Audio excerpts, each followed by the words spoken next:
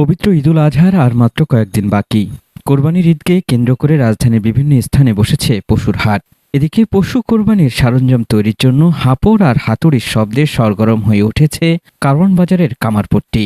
এখন বিক্রি হয়, যেমন মনে করেন যে কেউ যদি নতুন করে কেউ কোরবানি দেয় তাহলে পুরা সেটই তার দরকার। মানে আপনার জবাই ছুরি, শিলা ছুরি, কামেলা ছুরি, তারপরে কোপ ছুরি, কুড়াল, বিভিন্ন আইটেমের ছুরি দরকার হয়। কোরবানি করতে গেলে আসলে তো এখানে আপনার মনে করেন একটা সেটের মধ্যে প্রায় 31টা আইটেম আছে। তো সেই ক্ষেত্রে তো সবার তো আর 31টা দরকার হয় না। তো এই ক্ষেত্রে মনে করেন 7-8টা যন্ত্র হইলে একটা গরু কোরবানি হয়ে যায়। সারা বছরের ব্যস্ততা থাকলেও কোরবানির ঈদে পশু কোরবানির জন্য বাড়তি সরঞ্জাম তৈরি করেন কারিগররা।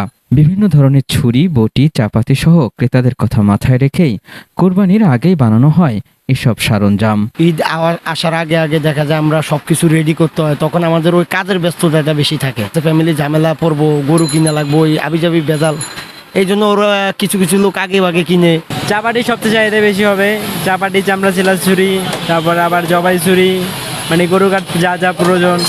সে পাশাপাশি কোরবানিদের মাংস কাটার জন্য বটি। শুক্রবার থেকে ইনশাল্লাহ বেচা কিনা পুরো দমে শুরু হবে। পশু কোরবানির সরঞ্জাম কেনার জন্য ক্রেতারাও আগেভাগে ছুটে আসেন কামারপট্টিতে।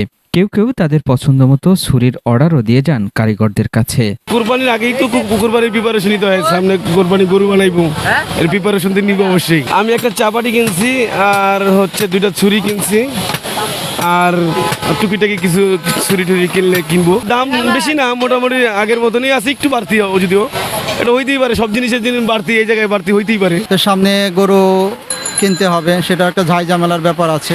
আগে ভাগে আসছি এই জন্যে যে আগে ভাগে কিনে রাখলে অনেক ঝামেলায় মুক্ত থাকা যায়। গত কয়েক বছর আগে আমি কিছু দা ছুরি বটি কিনছিলাম, কিন্তু সেগুলো ভালো সার্ভিস দেয় না, এই জন্যে কারওয়ান বাজারে আসা, এখান থেকে নিলাম। তো ভাতিজা বললো আমাকে একটা রডের মধ্যে কোপায়া দেখালো যে সেগুলো নষ্ট হয় না, থেতলে যায় না। আমি নিজেও কোপালাম। আমি এখান থেকে নিয়েছি একটা চাপাতি নিলাম, চামড়া ছাড়ানোর 2টা চাকু নিলাম, আর একটা গোশত কাটার ছুরি নিলাম। এই 5টা-6টা আইটেম নিলাম।